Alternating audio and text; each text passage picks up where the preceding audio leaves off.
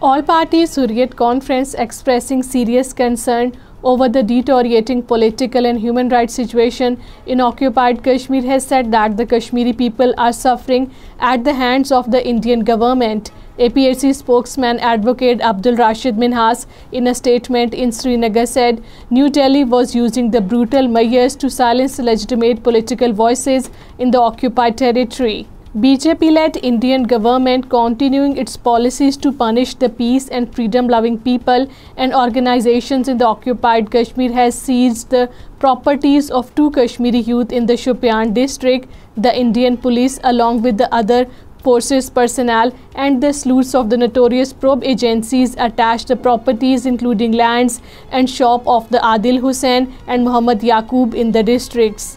In total violation of the privacy and personal freedom, the Indian police authorities in occupied Kashmir have affixed the global positioning system GPS tracking system on another bailed out Kashmiri. The police in the Baramulla affixed the GPS anklet on another under trial Kashmiri who was enlarged on the bail.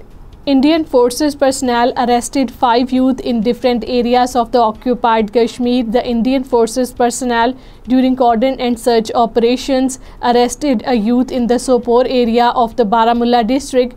In order to justify his arrest, they dubbed him as an overground worker of a pro-freedom organization in the occupied Kashmir.